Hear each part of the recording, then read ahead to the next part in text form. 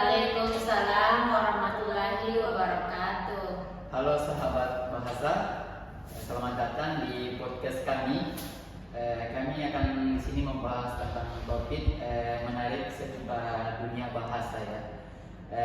Tentang bahasa Indonesia, yang mana kali ini atau di hari ini kita akan mengulas ya tentang neologisme. Ya, apa sih itu neologisme? Dan kita di sini akan ditemani ya sama kakak-kakak atau rekan-rekan saya dari Goa sama dari Maros. Sebelum itu perkenalkan, nama saya Falia ini sebagai narator pada hari ini untuk berbincang-bincang sama narasumber yang saya undang dari jauh-jauh untuk datang ke sini. Baik, saya persilahkan dulu buat kakak yang dari cantik di samping saya persilahkan. Halo semuanya, saya pembicara pertama atas nama Sri Asrawati Nur. Senang sekali bisa berbagi wawasan tentang fenomena bahasa yang berkembang begitu cepat.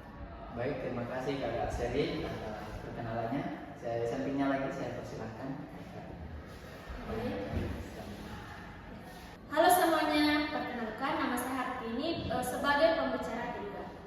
Dan topik hari ini benar-benar seru ya, karena kita akan membahas kata-kata baru yang akan mungkin sering kita dengar, tapi belum tentu kita sadari asal-usulnya. Terima kasih Kakak Hartini atas perkenalannya dan juga Kakak Seri. Nah, langsung saja ya kita memulai neologisme ini secara sederhananya ya kakak-kakak, yang mana kata ini adalah istilah baru ya yang muncul di lingkungan kita sekarang ya. Apakah pertanyaan neologisme ini munculnya dalam bahasa kita itu seperti bagaimana ya?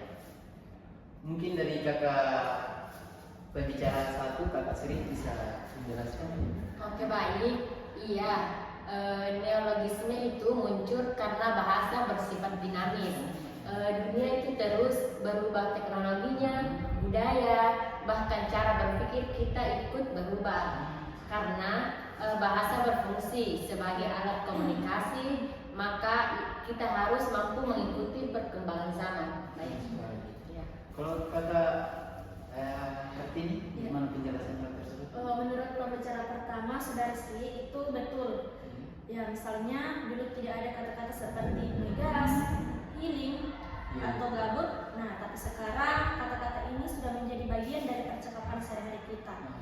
Nah, terutama di kalangan kita sekarang, yaitu generasi muda. Betul sekali ya. Itu yang mana saya sendiri saja ini baru mendengar kata-kata healing dan segala macam yang dipakai buat untuk liburan ya teman-teman ya. Padahal ini kata dari bahasa Inggris loh ya. Kenapa bisa muncul pada saat ini ya? Apakah ini termaksud neologisme juga atau bukan ya? Saya persilahkan buat kakak. Baik, iya, itu termasuk neologisme dari bentuk serapan. Kadang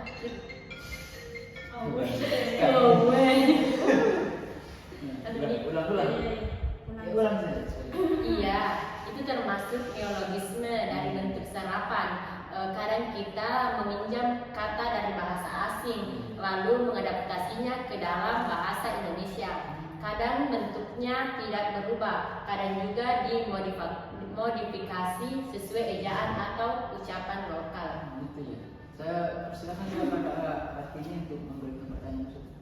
Ya, oke. Jadi selain itu ada juga neologisme dari singkatan seperti FOMO atau biasa kita sebut fear of missing out, atau OTS atau biasa kita dengar on the spot. Ya, ini semua menunjukkan bagaimana bahasa terus berinovasi untuk menyampaikan ide dengan cepat dan ringkas. Iya betul juga ya. Iya betul, menarik sekali ya. Tapi apakah neologisme ini berdampak positif atau negatif ya terhadap perkembangan bahasa Indonesia di negara kita ini bagaimana? Mungkin dari pembicara kakak Sri saya. Tapi kalau menurut saya sih dampaknya itu bisa dua arah. Positifnya itu bahasa menjadi lebih hidup dan responsif Iya. terhadap kebutuhan komunikasi modern. Iya. Tapi ada juga di sisi lain, kalau tidak dikendalikan bisa menimbulkan percampuran bahasa yang tidak teratur. Menurut kakak pembicara nomor 2, apa gimana sih menurut hal tersebut? Dari pertanyaan dari anggapan dari saudari Sri, Ya. saya sepakat. Iya betul. Karena itu penting ada lembaga seperti Badan Bahasa Ya. yang bisa memantau dan mengatur pemakaian kata-kata baru, Betul. termasuk menerbitkan pendanaan kata agar tetap sesuai kaidah bahasa Indonesia. Baik, teman-teman ya. Ya. Nah, terakhir nih Kak, apa pesan buat kakak-kakak semua ya, untuk para pendengar agar tertarik pada perkembangan bahasa ini Kak? Bisa dari kakak Sri dulu untuk memberikan pesannya. Nah, menurut saya kita harus menggunakan bahasa dengan baik. Boleh menggunakan kata baru, tetapi kita harus memperhatikan konteks dan tujuan komunikasinya. Oh, bagus sekali Kak. Terima kasih. Yang ke pembicara kedua Kak.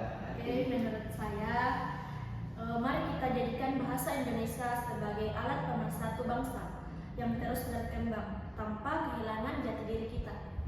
Itu Wah. saja. Baik, terima kasih buat kakak-kakak telah hadir pada hari ini. Ya. Yang mana dari kakak Sri, Jojo datang dari sini sama kakak Hartini juga yang sudah hadir menemani kita semua para sahabat bahasa Indonesia.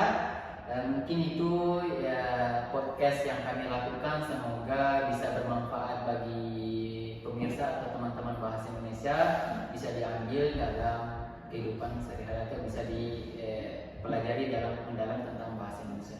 Mungkin itu ya kakak-kakak semua atas podcast kita pada hari ini tentang bahasa Indonesia. Bila itu saya pasti bentuk herat. Assalamualaikum warahmatullahi wabarakatuh. Waalaikumsalam warahmatullahi wabarakatuh.